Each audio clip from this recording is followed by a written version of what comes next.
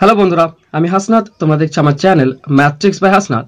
বন্ধুরা, আমার কাছে ভিউয়ার্সদের প্রচুর অঙ্ক আসে, রিকোয়েস্ট আসে। তো সবার তো অঙ্ক নিয়ে ভিডিও বানাতে পারি না। তবে ঠিক করেছি আজকের পর থেকে প্রতিদিন সকালবেলায় তোমাদের পছন্দের অঙ্ক নিয়ে আমি ভিডিও বানাবো এবং সন্ধ্যাবেলায় আমার পছন্দের অঙ্ক নিয়ে ভিডিও বানাবো।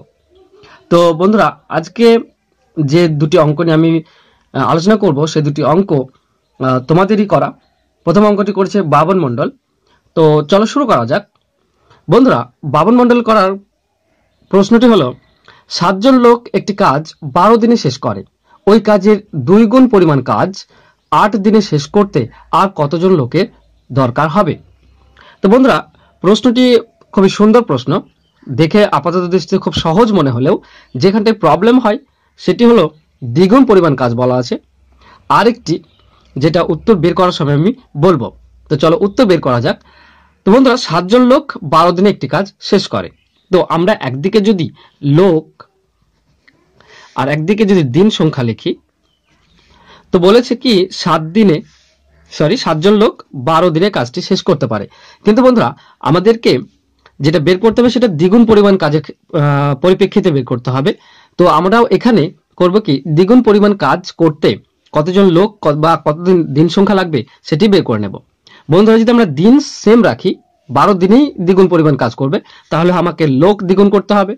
না হলে আমি যদি লোক সেম রাখি তাহলে আমাকে দিন দ্বিগুণ করতে হবে কাজ দ্বিগুণ করতে গেলে। তো আমি এখানে সিম্পলি লোককে দ্বিগুণ করে দিই। আমার দিন সংখ্যা ঠিকই আছে, 12 দিনেই ডাবল যদি লোক হয়ে যায় তো কাজ আমার দ্বিগুণ হয়ে যাবে। তো আমার এখানে পাচ্ছি 14 জন লোক 12 দিনে দ্বিগুণ পরিমাণ কাজ করে, একটি নির্দিষ্ট পরিমাণ কাজ করে।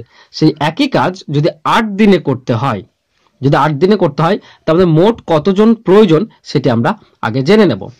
তো এটা যদি আমরা এক্স ধরি, তো আমরা সিম্পলি জানি কি এক্স যেদিকে থাকে সেই সংখ্যাটি আগে লিখে দেব, অর্থাৎ 14। এবার আমরা তুলনা করব, 12 দিনে 14 জন লোক লাগে, তো 8 দিনে শেষ করতে গেলে আমাদের লোক বেশি লাগবে, অর্থাৎ এই দুটির মধ্যে বেশিটি যাবে উপরে।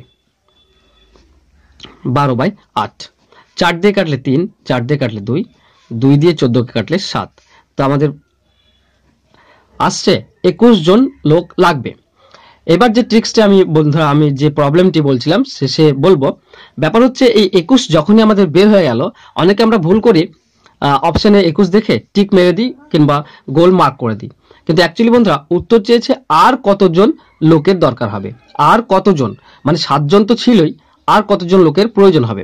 তো মোট যেহেতু 21 জন লাগবে, সেখান থেকে 21 থেকে 7 জন যেটা ছিল সেটা আমরা বাদ দিয়ে দেব। তো আমাদের অ্যান্সার চলে আসবে 14 জন, আর 14 জন লোকের প্রয়োজন, অর্থাৎ অ্যান্সার হবে অপশন বি। বন্ধুরা, যাব আমরা নেক্সট প্রশ্নে। প্রশ্ন হলো, কোন আসলের সুদ আসলের 16/25 অংশ। যদি সুদের হার ও সময় একই হয় তবে সময় ও সুদের হার নির্ণয় করো। প্রশ্নটি করেছে বজরংবলী এক্সাম। তো খুবই সিম্পল প্রশ্ন। এখানে আসল যদি 25 হয় তো সুদ হচ্ছে 16 ভাগ। মোট 25 ভাগ আসল হলে 16 ভাগ সুদ।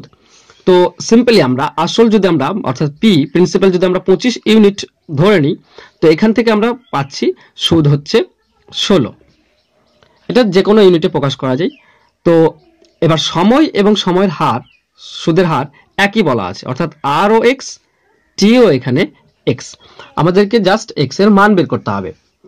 তো সিম্পলি করব কি বন্ধুরা, আমরা যেহেতু জানি আই সমান পিটিআর, তো আই অর্থাৎ 16 সমান হচ্ছে পিটিআর অর্থাৎ 25 ইন্টু টি ইন্টু আর, আর অর্থাৎ এক্স বাই 100। তো এখান থেকে আমরা পাচ্ছি 1600 সমান 25 এক্স স্কোয়ার, 25 এক্স স্কোয়ার, অর্থাৎ এক্স স্কোয়ার সমান 1600/25। যদি আমরা একে ভাগ করি 25 দিয়ে, তো 16 একের জন্য 4, 16 জন্য 64, তো আমাদের আসছে 64 এক্স স্কোয়ার সমান। তো এক্স সমান আমাদের আসবে √64 অর্থাৎ 8। তো এখানে সুদের হার হচ্ছে 8% এবং সময় হচ্ছে 8 বছর। তো হার সমান হচ্ছে 8% আর সময় সমান হচ্ছে 8 বছর।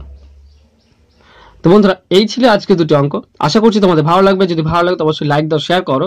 সেই সঙ্গে নতুন যারা আমার চ্যানেলে তাদেরকে রিকোয়েস্ট করব প্লিজ সাবস্ক্রাইব করে নাও। আজকের মতো এই পর্যন্তই, ধন্যবাদ।